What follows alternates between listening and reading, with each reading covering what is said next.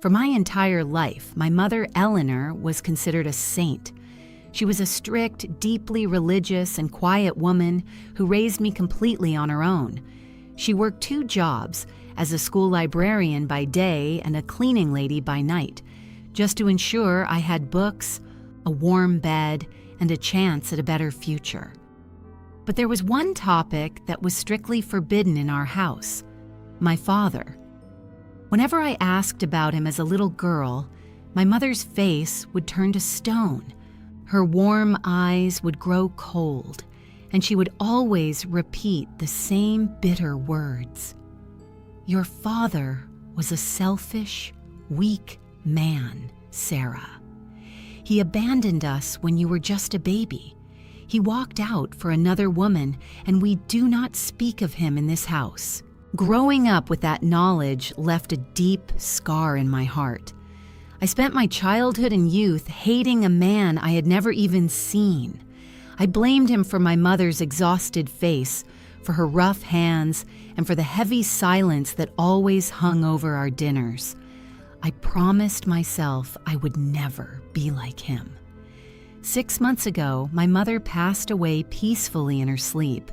She left behind a small, modest house and a lifetime of memories. It took me a long time to find the strength to open the door to her bedroom and begin sorting through her belongings.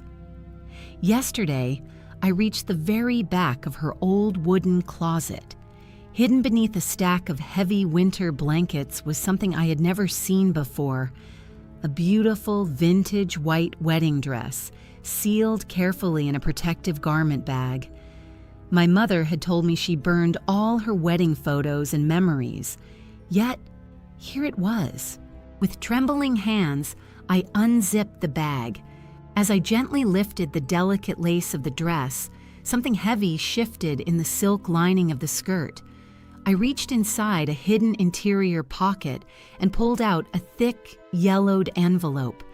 It was sealed with wax, and written on the front in my mother's sharp, elegant handwriting were the words, "For Sarah. Open only when I am gone." Inside, there was a letter dated October 1989, the exact year my father supposedly abandoned us. And the very first sentence shattered everything I believed to be true. My hands were shaking so violently that I nearly tore the fragile paper as I unfolded the letter. The ink was faded, but the handwriting was unmistakable. It wasn't my mother's. It was written in a bold, hurried script that I had never seen before. It was from my father. The letter began with words that pierced through my heart like an arrow. "My dearest Sarah, if you are reading this, it means your mother has kept her promise, and I am no longer in this world. I know you grow up hating me. I know she told you I abandoned you for another woman. Please, my sweet girl, do not blame her for this lie. I begged her to tell you that. I forced her to make you hate me." I gasped, sinking onto the edge of my mother's bed, the vintage dress draped over my lap. I continued reading through a blur of tears.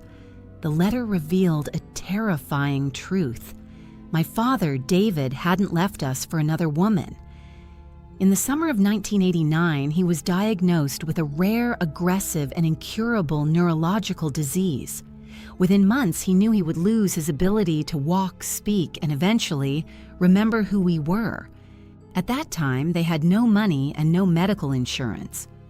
My father realized that the cost of his long-term care would completely bankrupt my young mother, leaving her and their newborn baby homeless and starving on the streets. But there was another reason. "I couldn't let you remember me like that, Sarah," the letter read. "I couldn't bear the thought of my little girl growing up watching her father slowly decay, becoming a ghost in his own bed, draining the life and joy out of our home.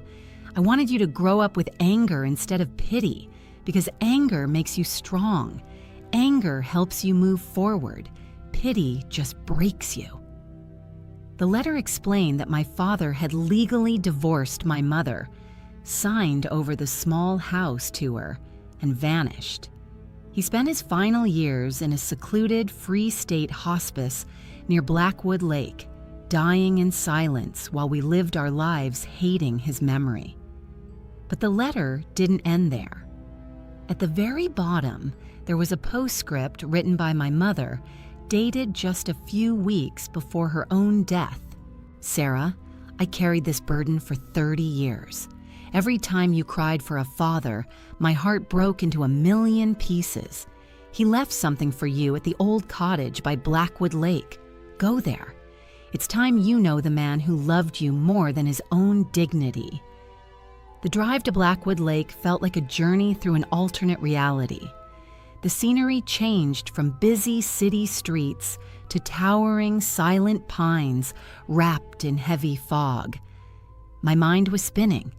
30 years of built-up anger, 30 years of resentment towards my father had evaporated in a single morning, replaced by a crushing weight of guilt. I had hated a man who had sacrificed his entire existence just to keep my childhood warm and secure.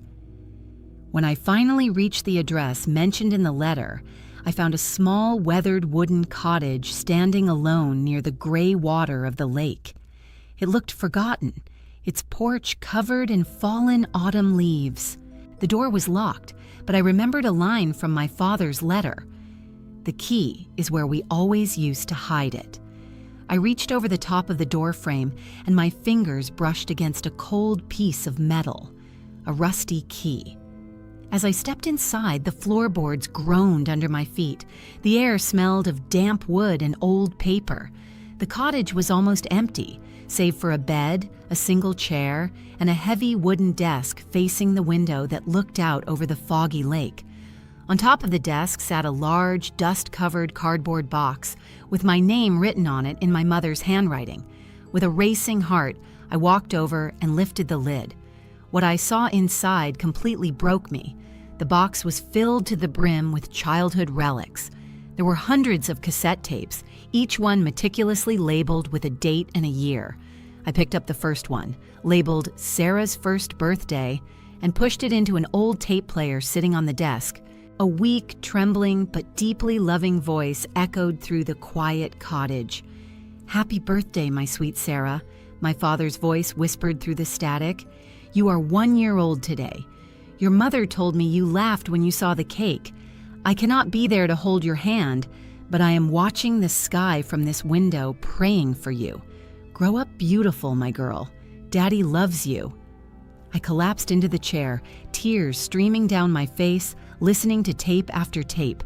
For 30 years, while he was losing his body to a terrible disease, he had recorded a message for me for every single birthday, every major holiday, and every milestone he knew he would miss.